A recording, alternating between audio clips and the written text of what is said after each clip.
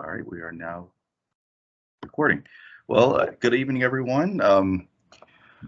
Thank you. I see some new folks in our meeting, and we will eventually go for some introductions. But to start off, my name is Devontae Caldwell, and I'm the lead planner for Kashmere Gardens Complete Communities.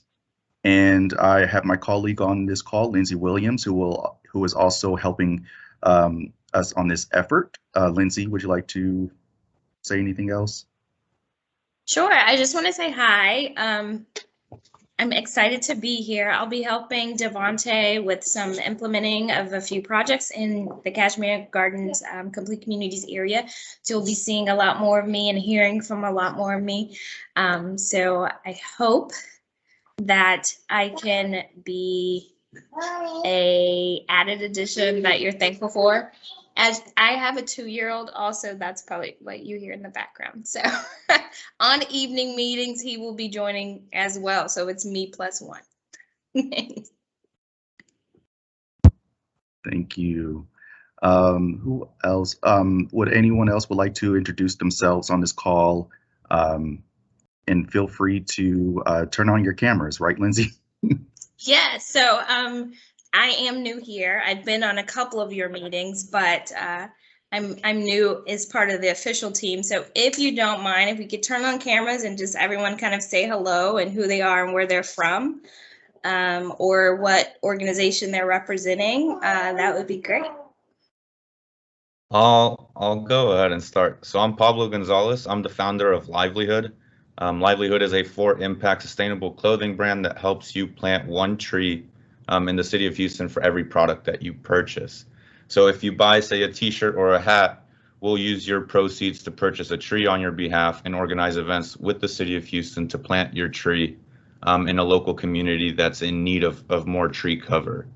So that's just a 30-foot 30,000 view overview of what we do at Livelihood. So I look forward to telling you all a little bit more about Livelihood later in this meeting and what we're going to be doing at Kashmere Gardens. Thank you, Pablo. I'm Keith Downey, Super Neighborhood President for Kashmere Garden, also a founding director of Northeast Houston Redevelopment Council. Ms. Williams, it's a pleasure to see you finally in person on the Zoom. But anyway, glad to be here. Welcome, everyone. Thank you.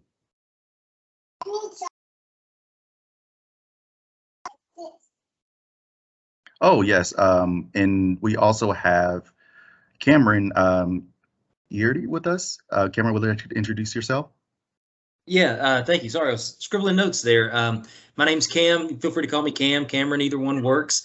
I am a new hire with the city's planning department, working specifically with the planning and economic development departments on implementation of opportunity zone strategies across the city. So I'm here mostly to listen and hear about all the great things you've got going on in Kashmere Gardens, but I'll probably be plugged into some projects as well as I get my feet up under me. I've been at the city for just under a month, so still learning faces and people, and glad to be here. Thank you, Cam. And we have Peter Eccles with us, who is also part of the planning department. He's in the transportation planning division. Thanks, Devontae. Hi, folks. I'm Peter Eccles. I am a transportation planner in the department, but work with all those fine folks. And we'll be here to talk about an exciting project coming up in your neighborhood. Yes, thank you. Anyone else who wants to introduce themselves, feel free to just hop in. You don't have to be so formal. Yes, it doesn't have to be formal. I'm just starting to call out. My name is Christine Moreno-Connor, and I'm with Metro. I'm sorry, my camera is not working tonight for some reason, but I am a public affairs representative with Metro, and I represent the near Northeast, which entails Kashmere Gardens in 5th Ward and a little bit further north, but I'm happy to be here with you guys. Thank you. Thank you for joining us this evening. Who else? Hey, can you all hear me? Can yes. you hear me? Okay, my name is Lily Boson, and I am a real estate agent with Champions Real Estate Group. And I'm here just to collect information, see what's happening going to happen in Kashmere Gardens. Great, thank you. Thank you. My name is Barbara Evans, and I'm the president of the Nelka Civics Club in Kashmere Garden. Thank you. I'm Pastor Dave, pastor of Christ Temple on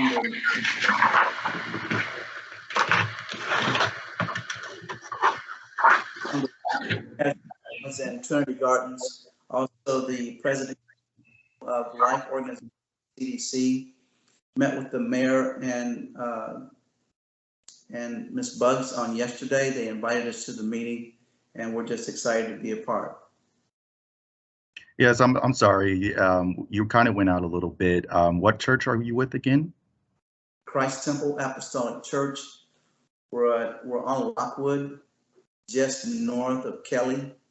We're on the border of Kashmere Gardens and Trinity Gardens. We're right smack in the middle of the opportunity zone, and spoke to Mayor Turner on yesterday, and also with Ms. Bugs, and they both invited us to the meeting on tonight. We're just excited to see what's going on in the community and how we can be a part. Great. Yeah, welcome. Who else would like to? Comments in the chat just to address those. Yes. So Krista is here, the division manager for the Office of Complete Communities, and she said hi. And Deborah Berry said good evening to everyone as well. And Yarza from the council member Jackson's office. Forgive me if I mispronounce your name. Yes, thank you for being here with us. Do we have any other elected official representatives with us on this call?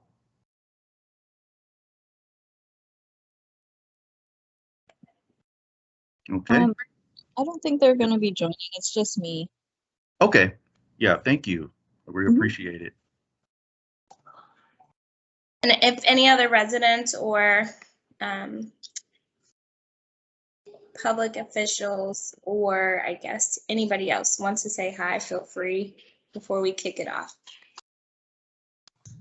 Hi, this is Miss Berry. I just wanted to say I'm glad to be able to get back on a meeting because of work and everything, but I'm glad to be able to participate in the Complete Communities, the Kashmere Gardens Complete Communities Council.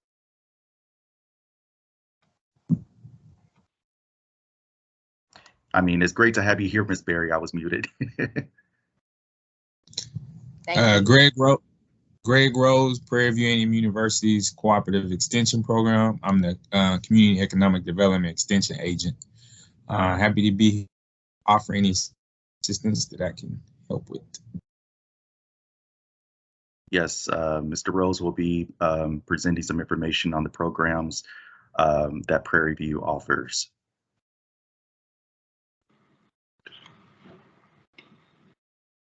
We see someone highlighted on Teams, Michelle.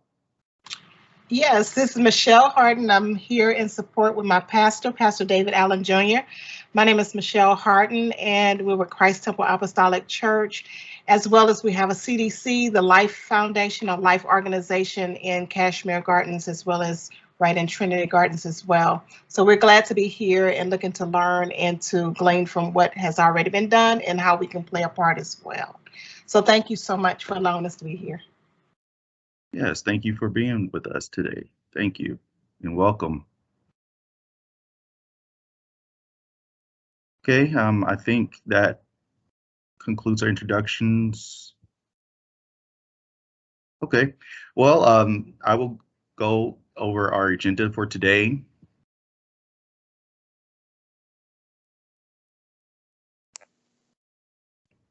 All right, can everyone see the agenda? Great. So yes, we have some guest speakers with us. We will start off with Peter Eccles, who will talk about the Cavalcade Homestead Bikeway project. That will be followed by Pablo Gonzalez, who will talk about his organization Livelihood and a tree planting project that will be taking place in Kashmere Gardens. And then we have Prairie View representatives who will talk about, starting with Nakim Yancity, probably, hopefully, I'm not sure if I pronounce it, but yes, she will be talking about the Healthy Houston initiative. And then Greg Rose will talk about the homebuyer education financial literacy workshops, along with other services that his unit provides. So we will start off with Peter. Thanks, Devontae. Do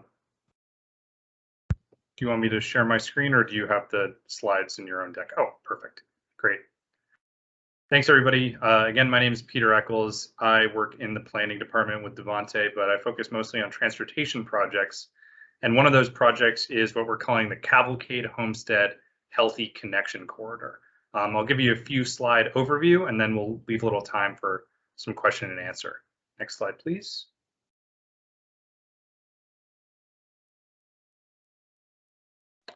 So this is a series of improvements that we're planning to Cavalcade Street, to Homestead Road, and then a few other neighborhood streets in Kashmere Gardens and Trinity Gardens. The goals of this project are to help implement the Complete Communities Action Plan, to improve street safety, and to connect people to destinations, whether they walk, ride a bike, use the bus, or drive. You can see a map of the project right there. I'll give you a link to the website where you can learn more in detail about the specifics of the project, but here's just a high-level overview.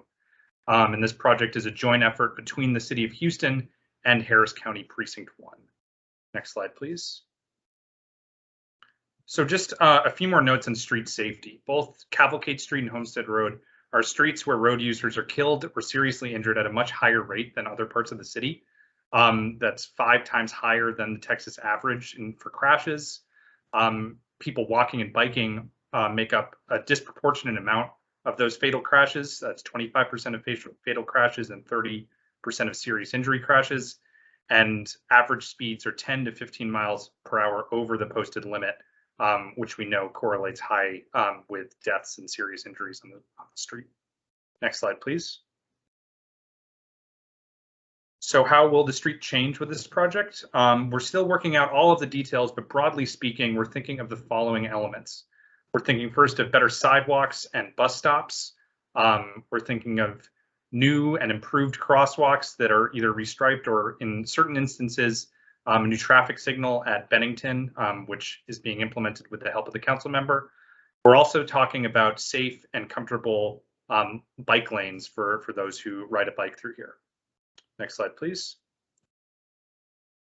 So we want to gather folks' feedback on this project. There are 2 upcoming opportunities to learn more and to share your feedback.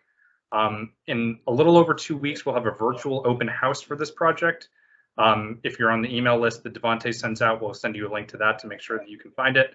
But if you can't find that, or if you want to learn about it sooner, we have a website set up for this project on letstalkhouston.org. Where you can ask questions and have them answered by staff. Please attend the virtual open house in a few weeks to learn more. But I think we have time for just a few questions if anybody wants to clarify.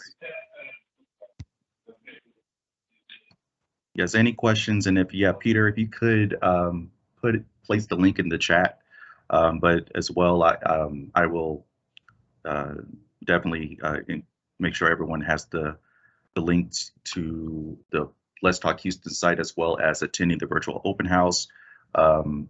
Yes, your input would be very vital to make this project a great success. So anyone have questions, please feel free to unmute yourselves or type in the chat.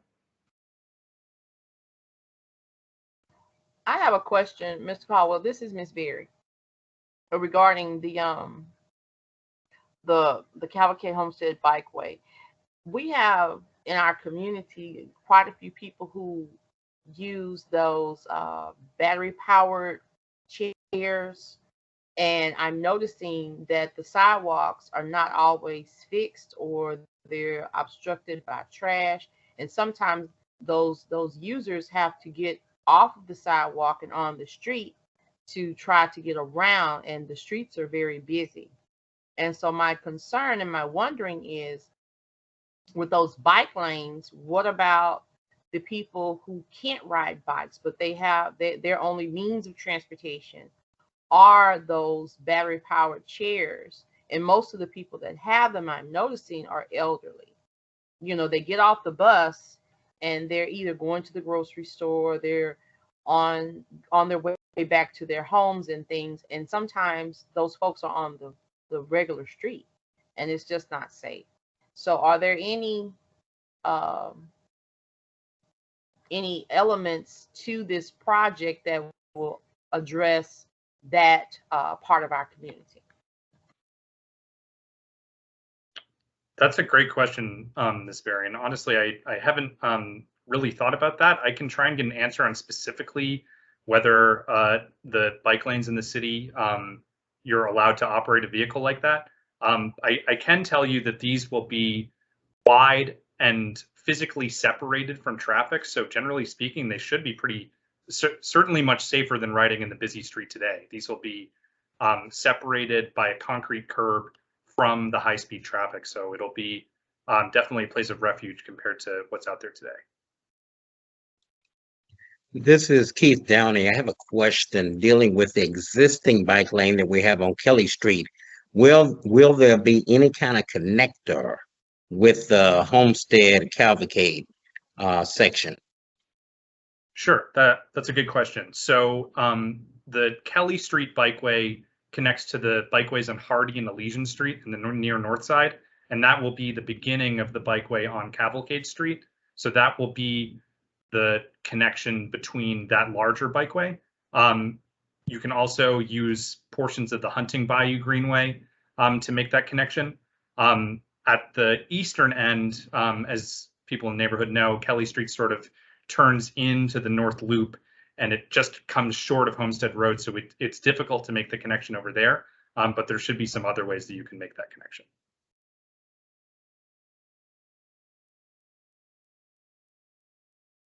Hey, Peter, I have a question. So are there going to be any buffers between the car lanes and the bike lanes, or is it just going to be using those armadillos? So yes, there will be a buffer between the vehicle lane and the bike lane. It's somewhere between 3 and 4 feet typically. And within that 3 or 4 feet, there should either be an armadillo buffer like you've seen on some of the other ones. But what we've been trying recently, you'll probably see more of this, is a long concrete curb that's about 1.5 feet, 2 inches tall, 2 feet tall. And that will be the barrier between the vehicles and the cars. It's a much safer experience compared to the armadillos. Okay. And in some of the sections, will it be used to add some green space? Because I do know that riding a bike or walking underneath the shade of a tree is much more comfortable than being exposed to the sunlight, especially in the hot summer. So I don't know if that buffer can be used to green up the area a little bit more, or if there are funds allocated to that. Sure, that's a good piece of feedback. I'll make sure that I speak with the design team on that and see if we can get some clarification.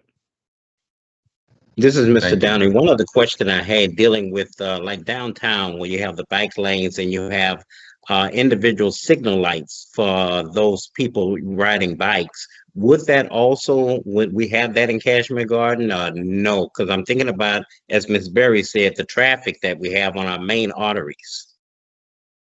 That's another good question. I'm not sure about the answer of that one. Those are typically installed, like, downtown where the bicycles go two-way on a one-way street. So those special signals are required to differentiate the bike traffic from the car traffic.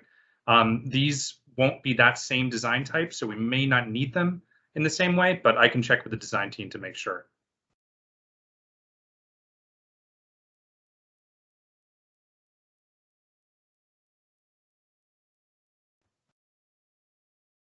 Yes, very good questions, comments so far. I have another question. This is Ms. Berry again. Mr. Eccles, what is the timeline for this project to start? Because I know when you have to put in these bike lanes, you have to close the parts of the street And so what is the timeline that you all are looking at to start these changes? Is it going to be like in the spring or in the fall of next year, or this is like 2023? What is our timeline where we can see these improvements? And then with these bike lanes being installed, my other concern are a lot of the existing potholes, because even on Kelly Street, they put in the bike lane, but they didn't fix the street. So those are concerns. You know, we've had several floods and we've had some very harsh weather, and that asphalt and that concrete has taken a beating and it's not been fixed. So within this conversation for these added bike lanes and this added safety, are we going to get some maintenance of our streets? Sure, both good questions. I appreciate your feedback. As for a start date, we don't have hard schedule for this project quite yet. It's in the early phases of design, and we're waiting to gather some more feedback before we proceed any further with that. As for maintenance, I know that some amount of resurfacing of the street is included in this in the places where it's most warranted, because a bike lane is only so good as there's a smooth surface to be riding over. So we definitely want to make sure that that's included there. I also know that the city's bicycle advisory committee is pretty hard at work in a maintenance strategy for these sorts of facilities long term. They're different than an average street. They take different things to make sure that they are kept clean and free of debris and are resilient in the long term. So that's one of the efforts that the city is taking a hard look at.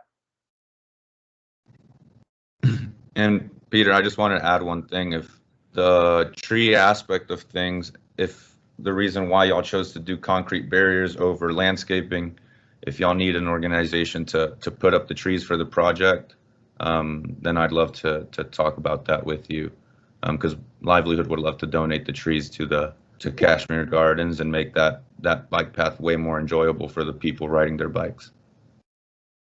Awesome. Thanks very much for volunteering there. I'll see what I can learn. May I ask, as a community leader, please take a hard look at having the bike lane where it comes at under 610 at Homestead. You have, and that's very industrial, and 18-wheelers and dump trucks and what have you. So that's one of the reasons I asked about the individual lighting, lighting for bikes, because it's you know, somebody running a red light or whatever. You're gonna have multiple heavy vehicles coming at that intersection, coming off that highway. Absolutely, that's one of the more dangerous parts of the route that we definitely want to pay special attention to.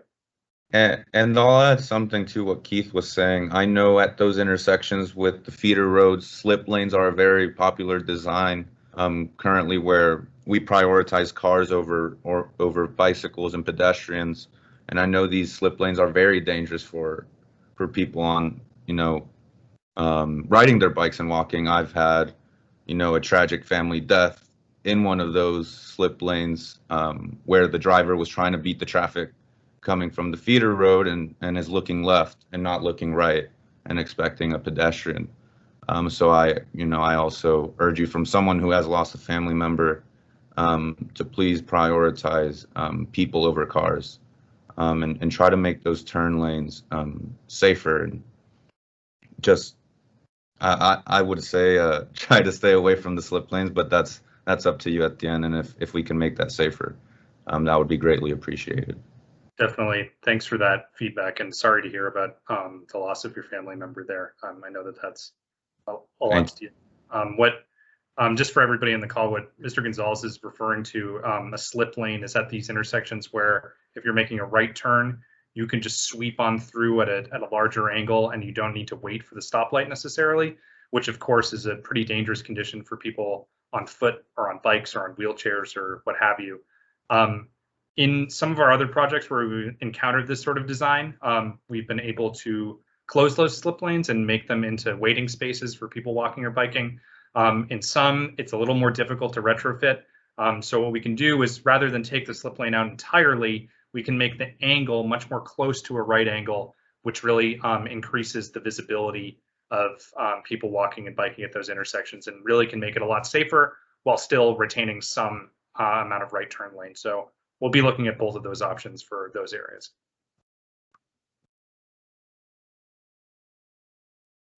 Yes, thank you, everyone. So yeah, we will move on to our next presentation. Thank you, Peter. And again, if you have any further feedback, please go on to the Let's Talk Houston page for this project to provide any further feedback or comments. And then also, if you can, please attend the virtual open house on October 6th and spread the word to your neighbors and other contacts. Thank you. All right, and now we will move to Pablo Gonzalez, who will talk about his organization. Hey everyone, Pablo Gonzalez here with Livelihood. We launched about a year and a half ago, and we're based out of Houston. We're a for-impact sustainable clothing company that uses the proceeds from your purchase to buy a tree on your behalf. And then we organize those events with the city of Houston to plant trees across communities in need. Next slide, please.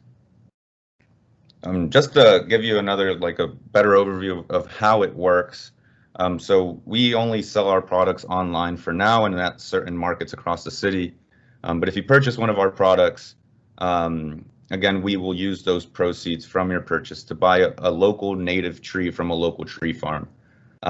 While the tree farm is growing your tree and maintaining it over the course of 6-7 months, we plan with communities such as Kashmere Gardens, the Parks Department, the City of Houston, Houston Public Works, to ensure that our goals are aligned and that we can reforest some of these communities.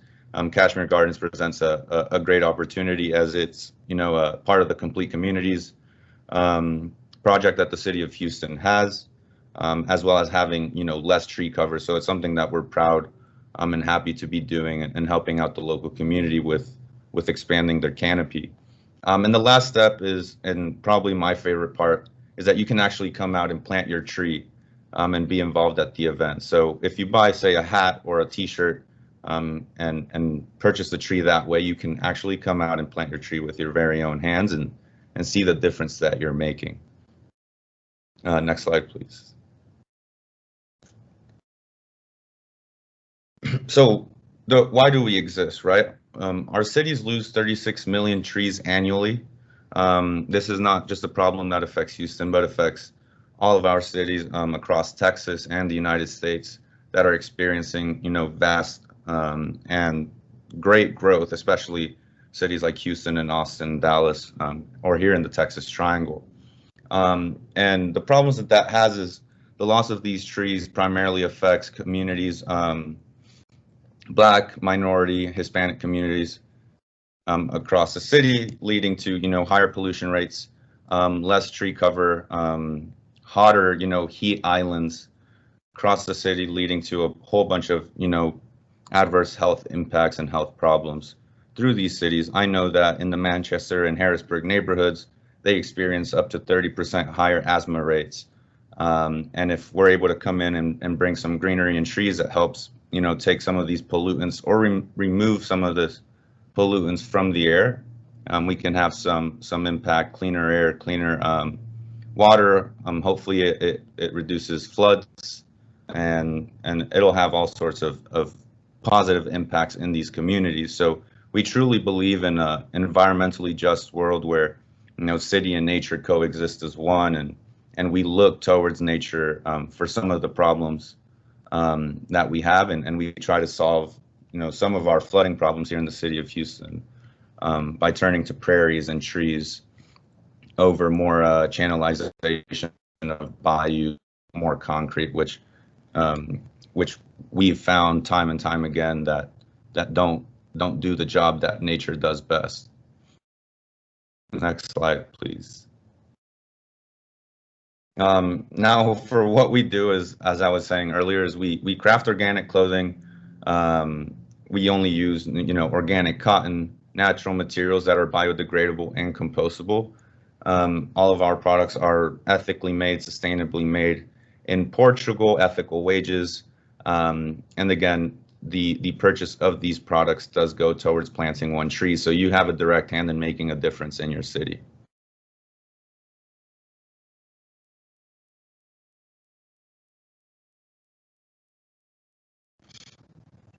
So sometimes you can get confused as to like, well, livelihood is planting these trees. And I just want to reiterate that it is you that is planting the trees at this, Kashmere Gardens tree planting. We are doing 378 trees. And these are purchases that have been made by community members like yourself. So these trees will not be planted without your help, without your, your purchases. And I just wanted to reiterate that, livelihood isn't the tree planter. We are more of your guide in helping you make a difference and helping out your community. So we are really here to help you make a difference and become more sustainable and make our communities greener. And these 378 trees will be planted alongside the Cavalcade Median.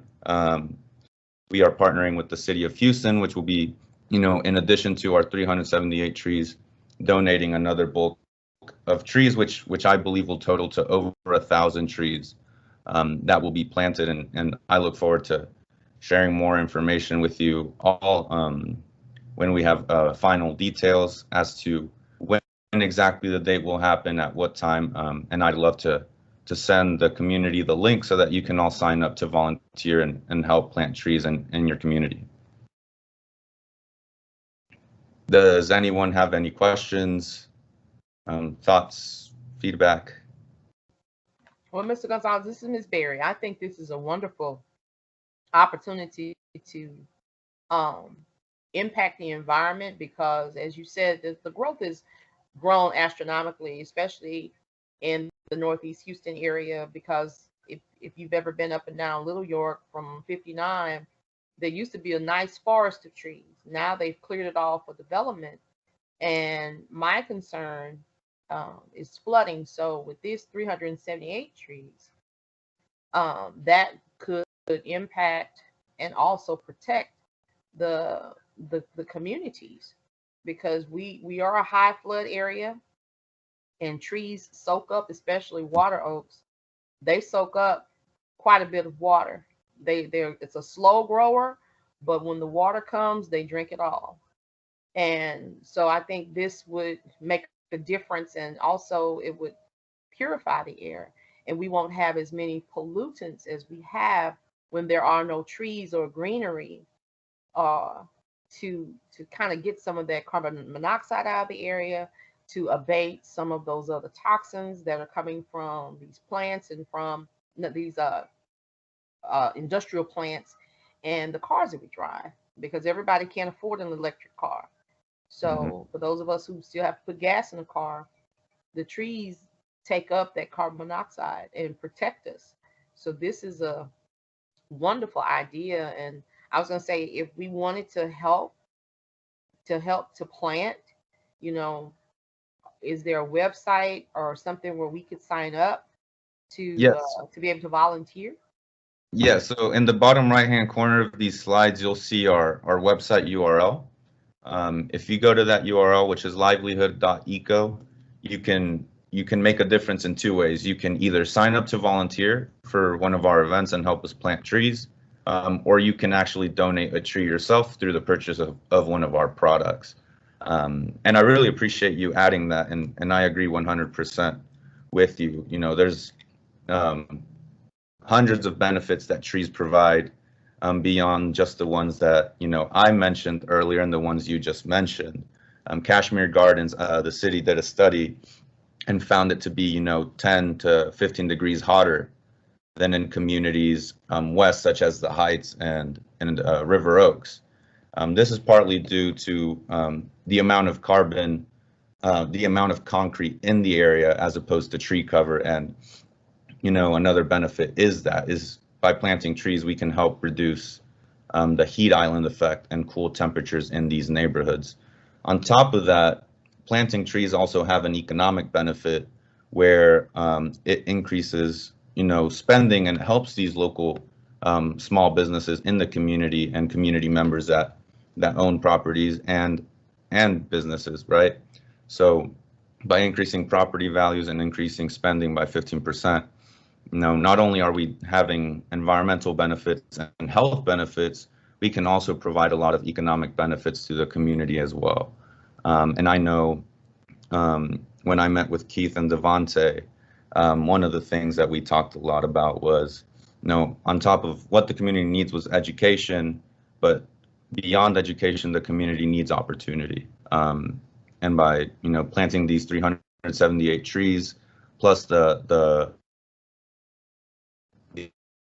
Houston will add, I think we'll be able to have a great impact. And I thank you for being excited about the project, and hopefully I see you out there planting your trees, Mrs. Berry. This is Keith Downey. I love that, and you're correct. And I reiterate everything you all are saying. And everyone has to take also into account, as you say, having trees cools off the community overall, because we're landlocked with 2 highways. Also concrete, on different streets and what have you. But also the fact is, think about your cooling bills during the summer. Think about the money you will save because your community is cooler. Where they found in West University Place versus Gulfton, it's 8 to 12 degrees cooler in West University Place than it is in Gulfton. And in Northeast Houston, as we know, communities are building out with these subdivisions and what have you. So trees are going to be hard to come by in the future. So I think we need more trees in our community as we can get. Thank you, Keith. Yes, thank you.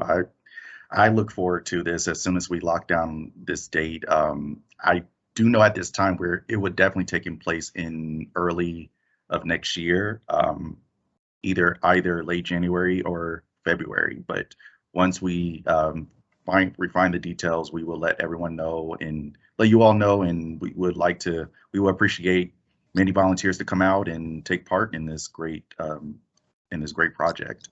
Mr. Caldwell, I'm sorry, before you move on, when you were saying about the timeline to plant the trees, it's best to plant trees in like November because the sap goes down and then they'll be able to establish their roots and they won't have as much shock as it starts getting warmer in the springtime. So your best time to plant is November, when you transplant a tree into the ground so it can establish its root system so it can sprout properly in the spring. Hello, Deborah. Yes, you are correct. The start of the tree planting season is in November. But the tree planting season does extend into late January. So as we plant, we look to plant these trees from November to that end of January window for that same exact reason that you mentioned. And thank you for bringing that up, because I think that's a good educational opportunity for some of us that are on this call that may not have known that. In the case that you are wanting to plant trees. So thanks for bringing that up. But yeah, the tree planting season is from early November to the end of January. Sometimes depending on the winter, early February. Yes, thank you. Thank you, Deborah. That is really important to know. All right, well, if no further comments or questions, we can move on to our next presenter. Thank you again, Pablo. And yes, thank you so much for having me. Yes, thank you. We look forward to working with you on this great project. All right, well, we will have our next presenter with Prairie View, Nikim Enyasinti. I'm sorry if I mispronounce it. Please. You were close. Okay. Okay. I had. Do you have your slides with you? Yes, I do. Okay. Great. All right. I will unscreen share. Okay. Thank you. Oops. I think that's the right one. Okay.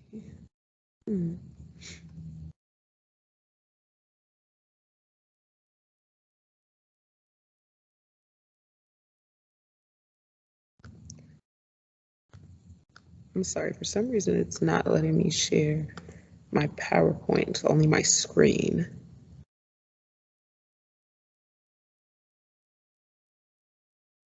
Let me try it again. If you click where it says share content, oh, you got it? Great. I think so. I think it's working now. Can you guys see my screen? Yes.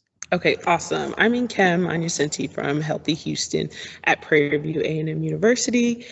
Sorry if you hear an echo. We just finished one of our nutrition education classes at a elementary school. So the gym has a little bit of an echo.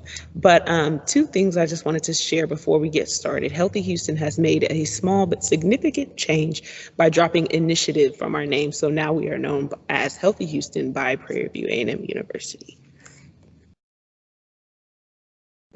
Through Prairie View, the Healthy Houston Initiative launched last year, May of 2020. Due to the pandemic and the rising cases, we did push back our launch to October of 2020, and we have been hitting the ground running ever since. We have a mission to address health disparities and food insecurities by improving and promoting health, nutrition, and wellness in multiple communities in the greater Houston area. One of those communities being Kashmere Gardens. We also provide virtual and face-to-face activities, which include nutrition education, our food demonstrations, gardening. We do mental health first aid training. We do yoga, we do Zumba. So anything that just kind of amplifies the importance of staying healthy, being physically active, and taking care of your body. I wanted to talk to you a little bit about the programs that we offer through Healthy Houston. Like I mentioned, we do a lot of youth programming. We also cater our programs to teens, seniors, and adults too as well. So on this screen, it talks a little bit about the programs that we offer for our youth. And we usually deliver the programs in school systems. We can go to community centers, we can go to churches, anywhere that you would like to see this programming for your youth, and we can kind of accommodate and acclimate to the setting that we're in. So the programs that we offer for our youth are Heroes for Healthy Houston, Igniting Sparks, Operation College Access, Welcome to the Real World, and CASP. And so I just wanted to take a minute to point out the ones that are centered around nutrition education and gardening, which is our Heroes for Health and CASP program. Through our Heroes for Health, we do nutrition education, and we have our students become ambassadors for their either school, their community center, or their church, where they can go on and help us bring awareness to their peers within the school system about the importance of eating healthy. This is a 6-week course where we come in once a week for an hour, and we'll have our certified either nutrition education associates or our extension associates delivering the program. Another program that we do, we're big on community gardens and agriculture and natural resource, so that's our CASP program. So that is our school and sustainability program where we can come in and orchestrate, construct, or restore a community garden within the school or community center. Once we got the community garden up and running, then we'll use the items that we harvest from the community garden in order to teach healthy recipes within our nutrition education classes. We also have a mobile kitchen unit, and so we bring out our mobile kitchen unit in order to do the live food demonstrations. And like I mentioned, we can take the items straight from the garden.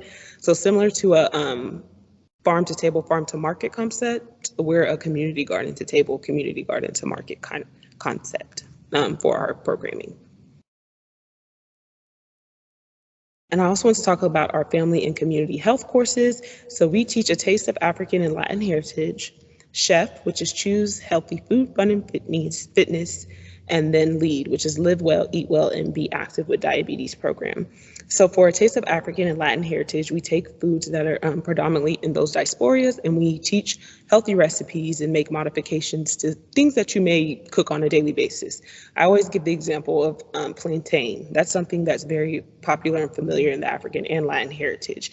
So most of the time when we think of plantain, we fry them, but we can make the modification of boiling or baking or even boiling then mashing to make a side dish with the plantain. For Chef, that teaches students healthy ways to decrease their sugar intake. And so we're ultimately helping prevent childhood diabetes with that lesson plan. And then Lead is the adult diabetes program that we offer too as well. And like I mentioned, we do live cooking demonstrations. So that's kind of, I just wanted to speak about how we run our programming or how we do our programming. Whenever a school site, a community center, or a church would like for us to come in to do our nutrition education, all you would do is reach out to me, and we're very plug and play. I always tell people we can come whenever, wherever, as long as there's an audience to serve and give our programming to. So I'm hoping that we can kind of use this programming within the Kashmere community as well. And that's it for me. I know it was kind of short, but does anybody have any questions? Yes, anyone have questions? These are fantastic programs, and they're ready to be implemented in any way possible in Kashmere Gardens. Whether, again, if you're a church leader or you like to have programs taking place there, I will be happy to connect you with Nakim, and also with schools. So far, we have, recently Prairie View is coordinating with the LBJ Farm and the Northeast Community Farmers Market to bring activities through these existing arenas, and there are endless opportunities to bring more programs into Kashmere Gardens. So if you're interested, please let me know. And she also provided our contact information. I can provide you hers directly. Please let us know, but we'll open up for questions. Devontae, when we started the farmers market, Northeast Community Farmers Market 2 years ago, one of the things we wanted to do was have cooking. We had cooking demonstrations, and also how the people can prepare from what they buy, how they can go home and prepare this. We also had recipes. This Saturday, we had the same thing. And whatever you buy, you can taste examples as you wait in line, because of social distancing. Stay in your car, LBJ Hospital. But it really works. And the more vendors we have, the better the community likes it, because it's variety. So definitely, I think this is great. Excuse me. I think this is great. And I love it. Awesome, yes. And definitely with our mobile kitchen unit, if we are out at the farmers markets, we're able to provide a dish that maybe you can find at your local farmers market, that you can find in your community gardens, and we can also pass out samples from our mobile kitchen unit.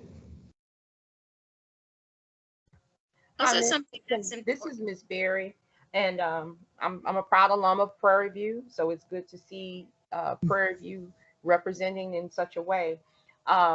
My question, unfortunately, I don't work at a school out here anymore, but I live out here in the neighborhood. But are you open to, if I know one or two principals, would you demonstrate like in the elementary school or at the high school or at the middle school in our area? Because we have several schools, and these children, because I'm an educator and I work in Southwest Houston for right now.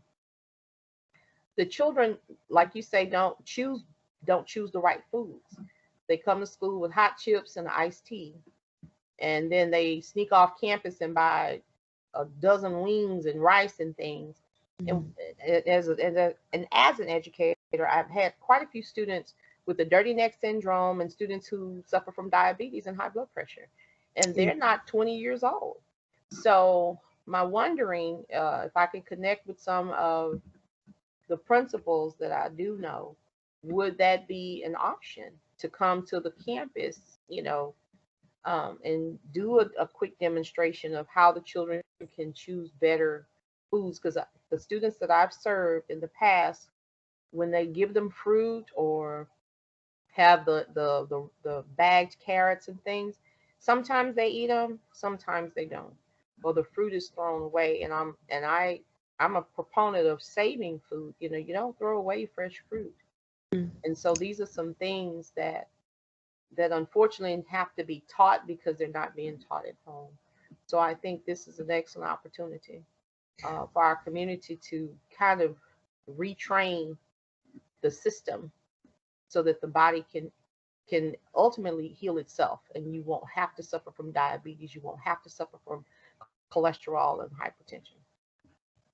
Most definitely. I would love to come and do a demonstration, me and my team. And like you said, I like how you mentioned, like, you can give students a bag of carrots, but if they don't know how to make it healthy and nutritious, then they won't eat it. And so we kind of primarily focus on that, taking ordinary items, things that you may already have or that you may receive, and making it fun, making it nutritious, making it taste good. So I would definitely love those contacts and see if we could come out to the schools and do a demonstration.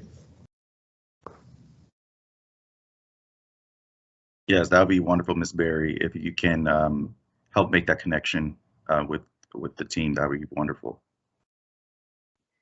I just wanted to add that for any organization or group, Kim and her team are doing after-school programs now in another neighborhood that I work with, and they're plug and play, and it is paid for. So they just need a location and a group of people. This is not a service that is of cost. They will come and run their program fully on their own. They are really like plug and play. You just give them the location and the captive audience, and they will take it from there.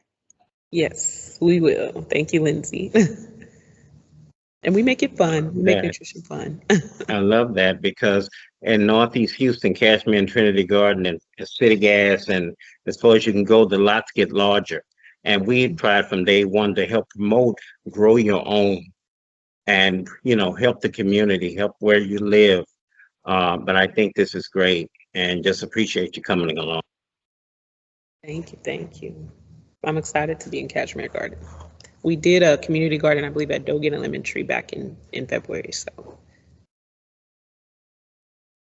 Yes, Deborah asked if the contact information can be put in the chat.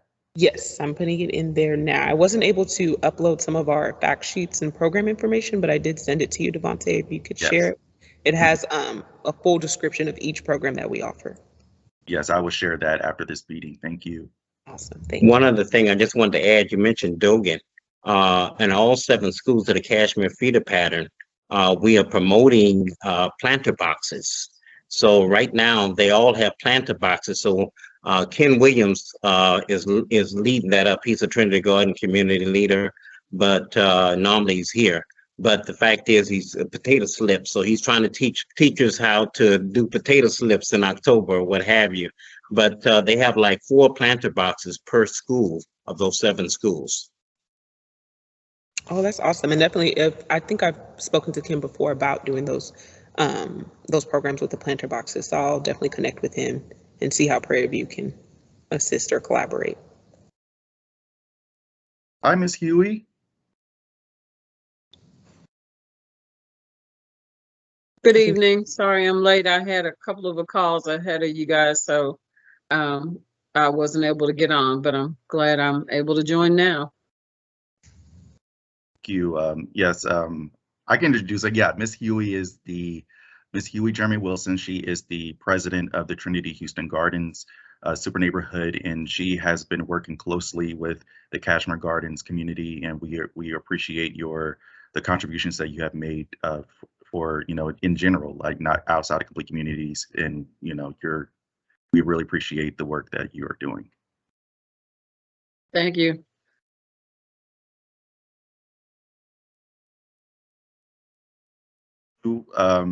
Thank you for sharing the information, and we can move on to Mr. Gregory Rose, who also is from Prairie View, and he will also talk about programs dealing with economic development and other such areas. So take it away. All right, thanks for having me again. Again, my name is Greg Rose. I'm not sure if I can share my screen, or I don't really have a whole bunch of slides. I just literally got 5. Problem.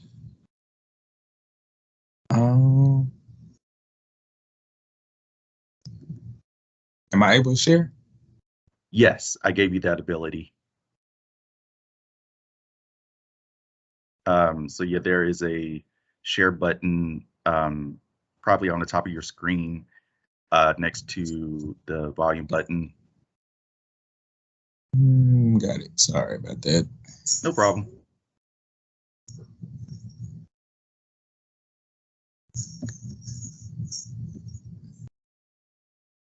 All right, can you see my screen? Yes. All right, so again, my name is Greg Rose. I'm with Prairie View A&M University's Community Economic Development Unit for our corporate extension program. Happy to be here, happy to help. Basically, I am the local resource. I am Harris County, I'm assigned to Harris County. So all communities I'm willing to work with. I'm fairly new to the position, still getting my feet wet. Everyone tells me I won't really be able to get stuff done until at least a year in my role, but I don't think I feel like that's too long. So I've had the opportunity to work with some other people, so I'm glad I could be here. It's some of the programs that we offer, some financial literacy education. We have partnerships with a few banks that can offer some financial literacy when it comes to either saving, working on your credit, opening up bank accounts. We know that 1 in 5 Houstonians are financially illiterate, and that is an issue. So we want to be able to change that.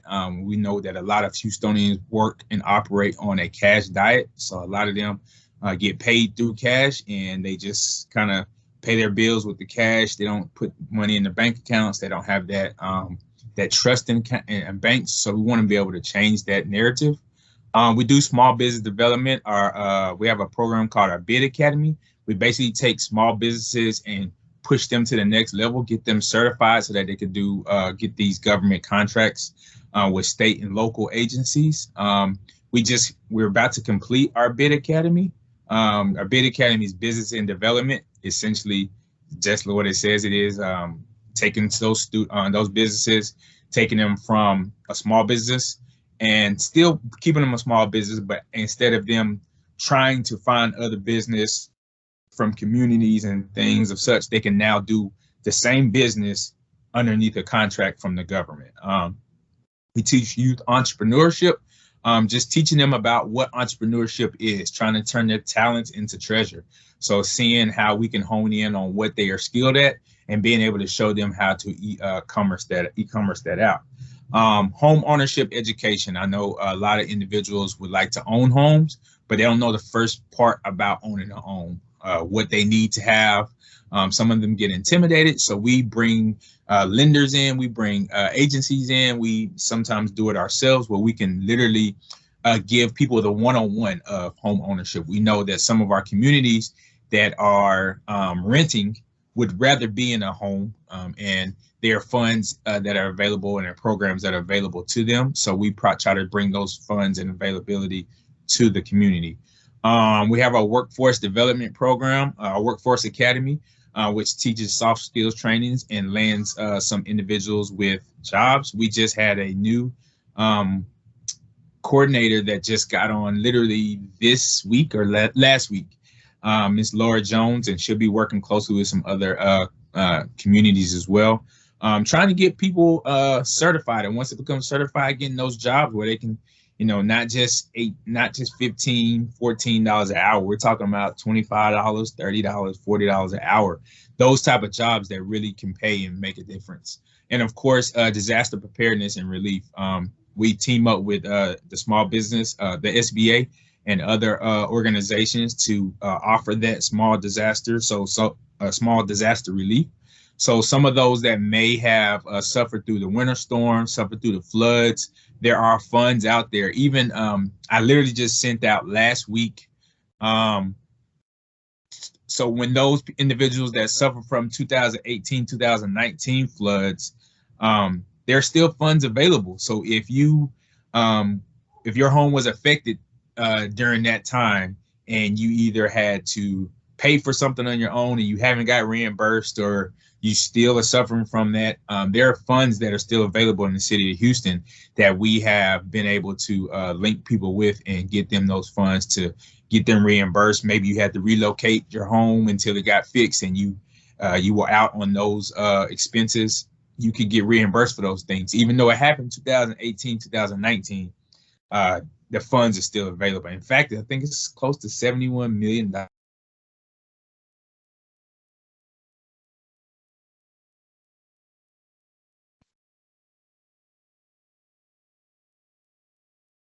Did he freeze? Yeah, yes, I believe so. See if he'll come back. Because he was sounding good there. I like what he was saying. Yes. I don't know if you can hear us, but you froze for a moment. Oh. Can you hear me? Yes, we can now hear you. Okay, I'm sorry. Can you see my screen? Yes. And yeah, feel free to repeat whatever we may have missed because you were frozen for a moment. Okay, so did you catch the disaster preparedness? Was that the last part that you mentioned, Lindsay? It dropped off at 71 million. funds being available in Houston for past floods. Oh, Thank you. yes. So funds being available for those past funds. There's a fund still out there right now that has money available. So if you have, if you qualify for that fund, then you could be reimbursed for some of the expenses that you may have went through. So I'm free to share that. I believe the deadline hasn't passed, so it's still open. So I can share that as well. I'll continue to put my contact information in. Grant opportunities, homeowners, assistance, partnerships, training, certifications. We offer all those things, and all of our services are free, just like Healthy Houston, which I believe does a wonderful job in the community. Our community economic development program, almost everything that we do is free.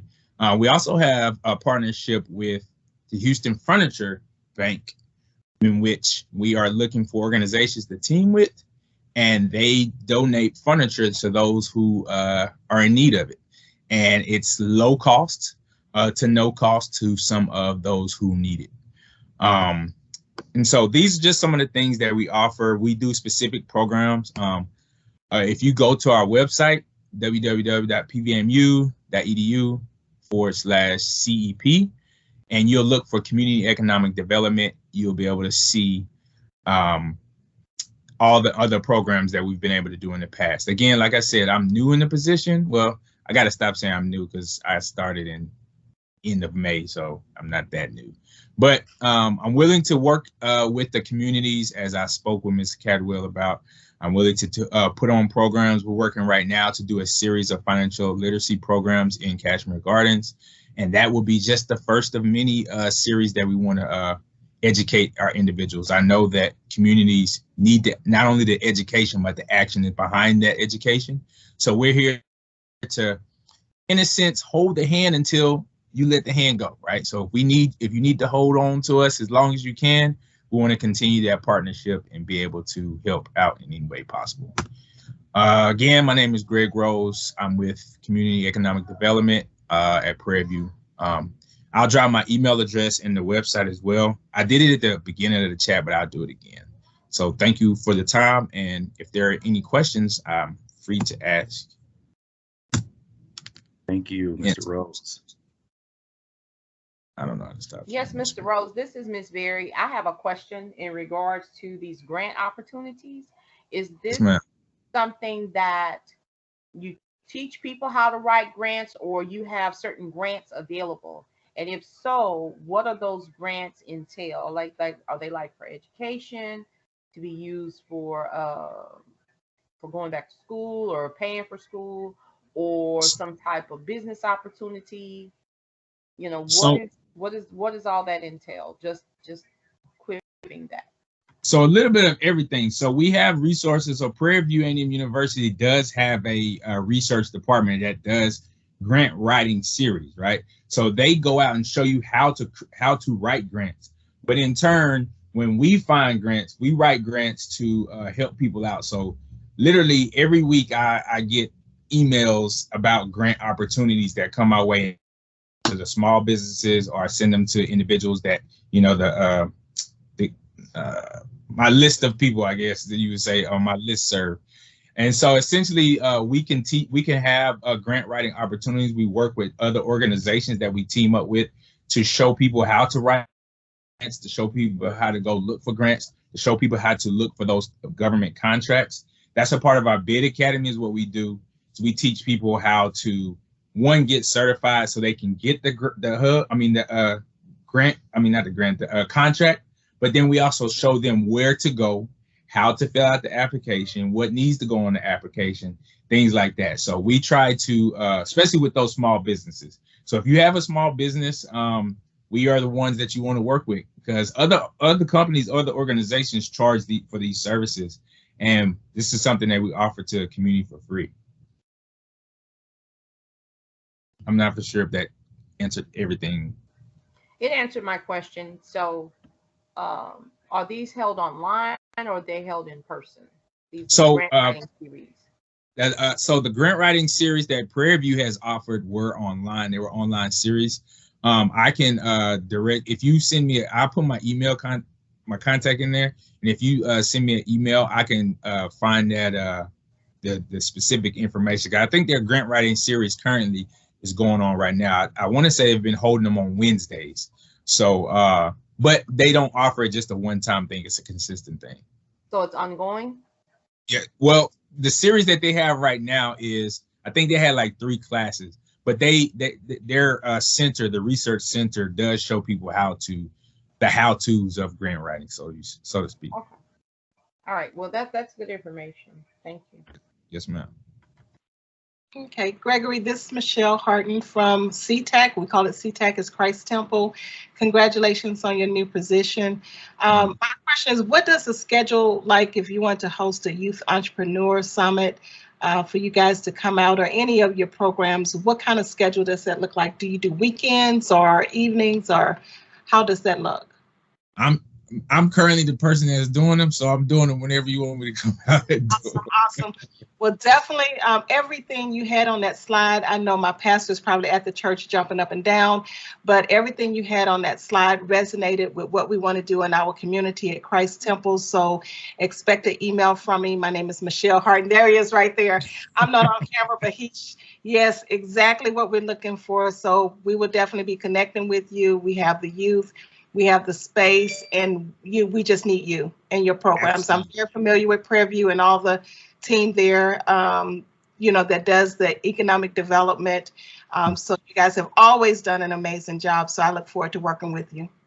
Thank you. Thank you. We look forward to working with you as well. And by the way, I welcome all partnerships. So if when I first met Lindsay she told me about Complete Communities, and I said, let's go. And then after that, she started putting me on everything else. I was like, okay. So I'm still, like I said, I got to stop saying the whole I'm new thing and just get in there and make it happen. So we're going to make it happen, and I'm looking forward to working with anyone that's willing to collaborate. I feel like education is key when it comes to our communities, not just one area. And there's people that look like us, but it means those that are uneducated and underserved. So that's what we're here to do, and we're just here for it.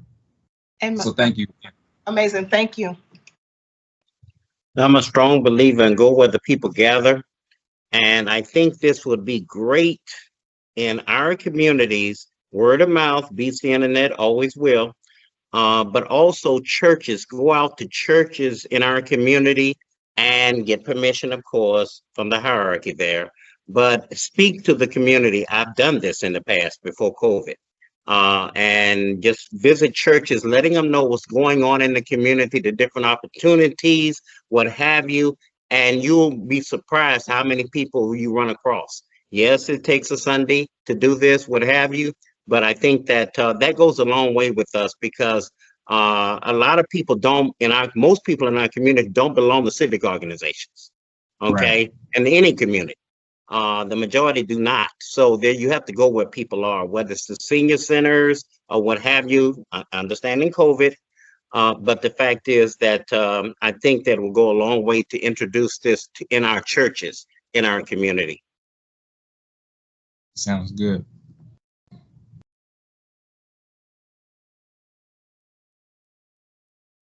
All right, wonderful. Thank you. Thank you, Mr. Rose. And anyone else have any questions, comments?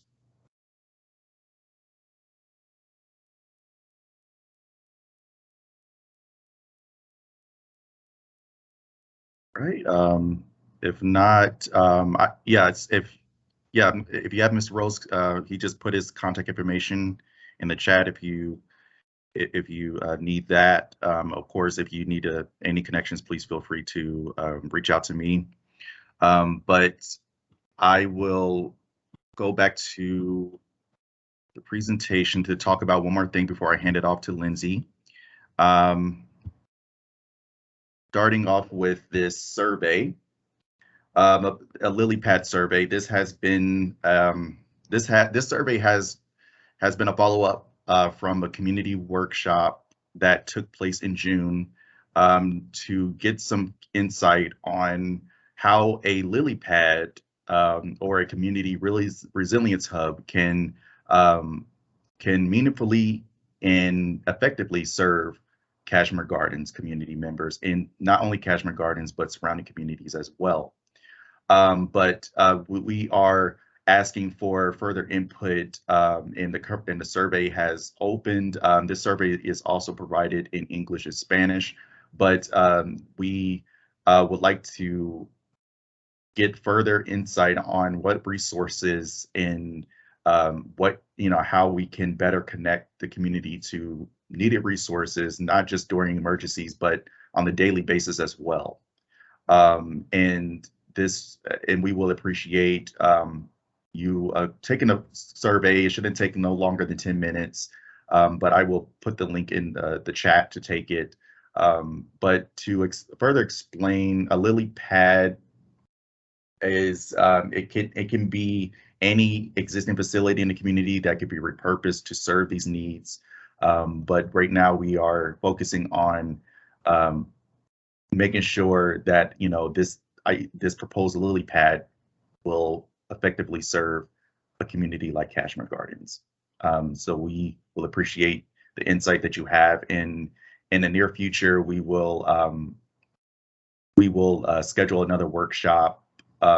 This is in partnership with the city. It is a national organization called the Resilience Catalyst RCC that has been our consultant, Resilient City Catalyst, has been partnering with the Mayor's Resilience Office, the Houston Complete Communities Initiative, and also the Northeast Redevelopment Council. So thank you, Mr. Downey and Ms. Huey, that has been a part of these efforts in shaping this overall engagement in to produce an effective product at the end. So we thank you, and yes, and help us to spread the word to collect as many feedback as possible. So you will see more of this. I will share this after a meeting, but you will see more of this on our websites and Let's Talk Houston. So thank you. And Devontae, if I may add about the lily pad and everything you've said, when Harvey came along, people didn't know where to go or where to turn to or where available resources were that they could get a hold to. So a lily pad cannot just be for a safe shelter in the event of a storm, but also you can get information and resources that can help strengthen the community, just like you said, on what I call a dry day. When there's no storm, that people can get help in the community to make it a stronger community. And we definitely need community feedback to, what do you want to see this lily pad become, and how can you help it to grow? And not just during emergencies, but to help the community for those that are most vulnerable, like our seniors and our children and our single families. So I just wanted to add that. Yes, thank you, Mr. Downey. But yes, I put the link in the chat if you have any questions surrounding this engagement. Thank you, Deborah, for completing the survey. Yes, so there will be a workshop in the near future. We haven't set a date, but the goal will be to schedule that to present the overall findings from the engagement to the community, and so we can, and also knowing the next steps in the process. But I will let everyone know about that one as soon as it's confirmed. So now we will, I will have Lindsay open up this last item on our agenda.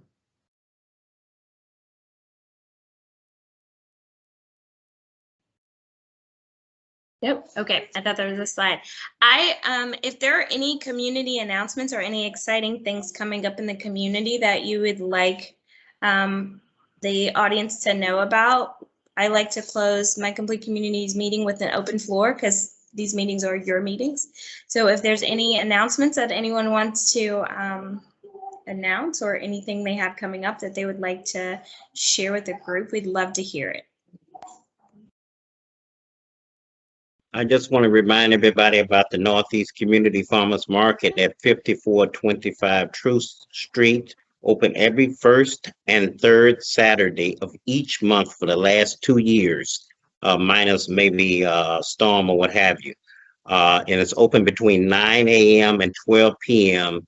We have fresh vegetables that are sourced from all over the state, meats, mushrooms, you name it. And so we would love for you to spread the word, come on out, and it's growing. And so we just want you to also just come on out to that. Also, we have in Trinity Garden, we have a community garden Workday. That's going to be Saturday, September 25th. At 7704 Sandra Street. That's our neighboring community in Kashmere, Trinity, Houston Garden. They're the gardens. The work will be from 9 a.m. to 11 a.m. So it's only a couple of hours. So that's at 7704 Sandra, and we would love for, that's a Saturday, September 25th. We love for you all to come out. And we're also going to have National Night Out virtually in Kashmere Garden. So we would love to have you participate, and law enforcement has agreed to come from the PIP office down Lay Road. And we're having it virtual because of COVID, of course. And we want the police officers in the community to get to know the people of the community, and the people get to know their fellow police officers. So everybody's welcome to attend. I don't care what community you live in. Thank you. And that'll start at 6 p.m. Mr. Dan, are you gonna send out the links like you always do through the email? Always, yeah, I got the link already, Zoom link. I'm gonna put my email in the chat. If anybody wants that link, they can get it tonight. Wonderful. And there's a question. Hi, Rebecca. Which flyers are you referring to?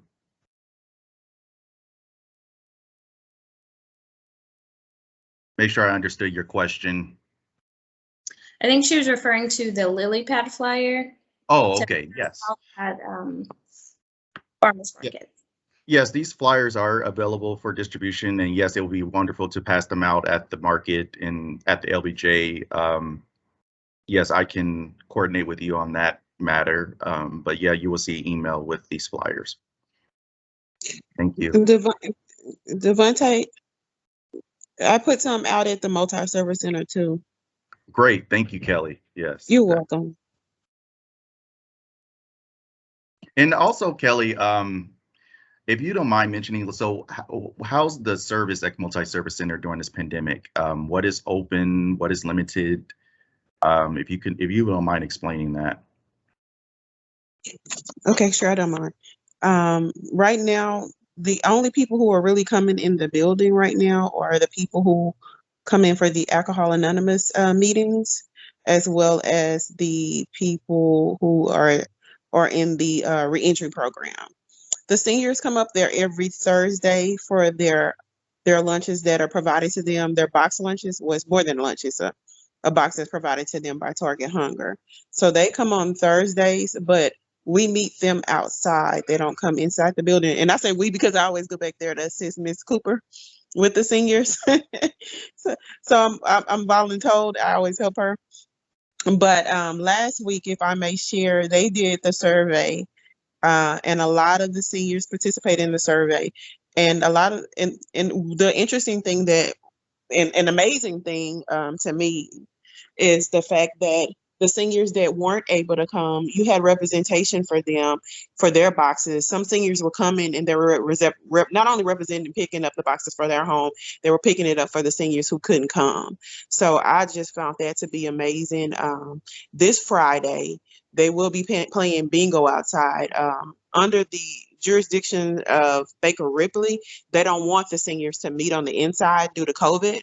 So that's why everything that they're doing is being done outside. And they come every week. They come every week, and because you have to think, for a lot of seniors, this is a way for them to engage. Otherwise, they would be at home by themselves. So they are still coming to get their services, and we have other people who would normally come inside the building. They may come by for faxes and stuff because they are allowing people to get faxes and stuff done as well. But majority of the building is under renovation. They are just now starting to finish phase, and they're kind of running behind a little bit, to be honest. The first phase is just completing, which has just been completed. And the next phase is where we're moving out of our office and we'll be moving to the auditorium. And our date where we'll be moving out of our office is October the 1st. So things are moving along, but when renovation is done, sometimes you find out that more things essentially that were the project was first created to be done. Great, thank you, Kelly.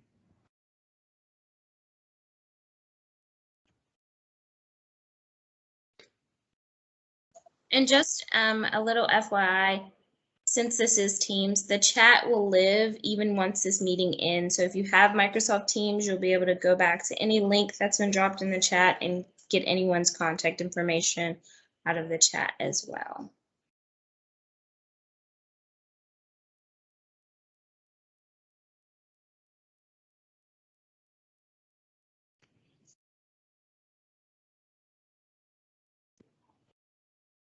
You can leave it up to Monte. If you want to stay connected with Complete Communities or Kashmere Gardens Complete Communities, Let's Talk Houston is probably your direct source of the most up-to-date information at all time.